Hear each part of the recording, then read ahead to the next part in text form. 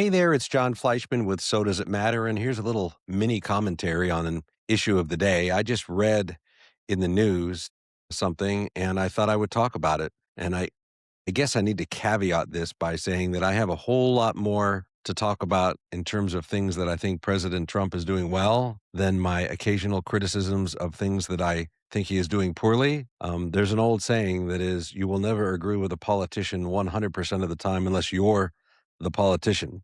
Um, I was happy to vote for President Trump over Hillary Clinton, and I was happy to vote for President Trump over Kamala Harris. Would do it again. Anyways, there's a development out of Washington that's worth paying attention to, not because of the politics, but because it represents. A new commemorative coin featuring President Donald Trump has been approved for production by the U.S. Mint. So that's our government is going to be printing a coin featuring President Trump. Supposedly, it's a 24-karat gold coin tied to the upcoming 250th anniversary of the United States, which, of course, is this year, July 4th, this summer. Notably, this coin, for the first time in the history of our republic, because I researched this fairly quickly, for the first time it would feature a sitting president. The design was approved by the U.S. Commission of Fine Arts, whose current members were appointed by President Trump earlier this year, and the vote was unanimous. And that clears the way for the mint to begin production, although details like size and denomination are still being finalized. Although I think when I read an article, one of the commission members was like, or maybe it was somebody from the mint was like, well, we think it should probably be pretty big. The president would like to be on a big coin. Anyways, in explaining the decision, the U.S. Treasurer of the United States, Brandon Beach, said that there's no profile more emblematic for the front of such coins than that of our serving president, Donald J. Trump. And that's a notable statement, particularly the emphasis on serving president, because historically the United States has simply not done this. Even in symbolic or commemorative forms, there's been a precedent to avoid placing sitting presidents on official government coinage. And that's really what this raises, not just whether it can be done, but whether it should be done. So, kind of like Dave Letterman style, I present to you John Fleischman's list of 5 reasons why putting a sitting president on any U.S. currency or coin is a bad idea.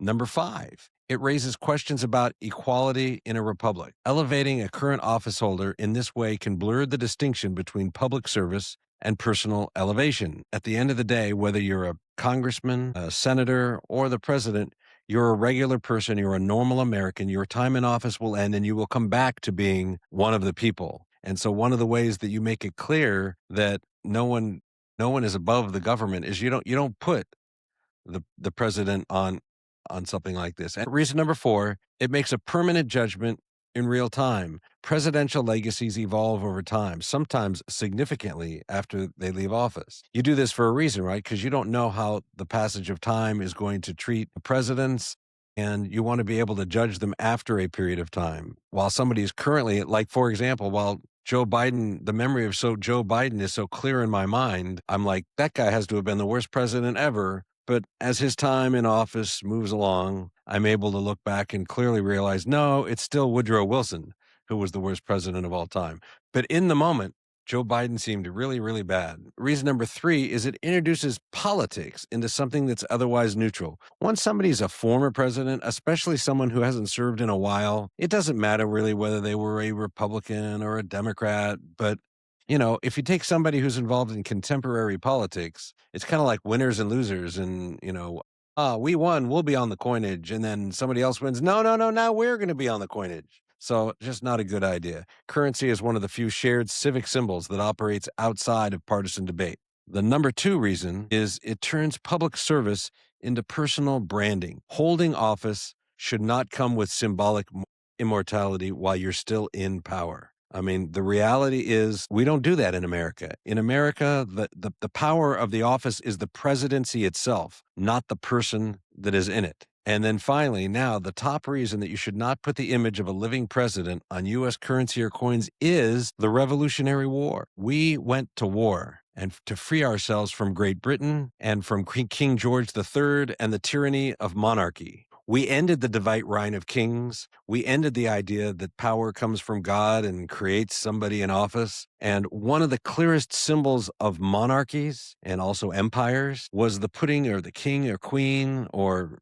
the emperor, the czar, on the coin of the realm. That's what's something that was done to impress upon everybody that this is the person in charge. And that's what monarchies do. And from the founding, we rejected that model. We rejected the idea, not just in government, but we rejected that idea in our symbols as well. And it's not an accident.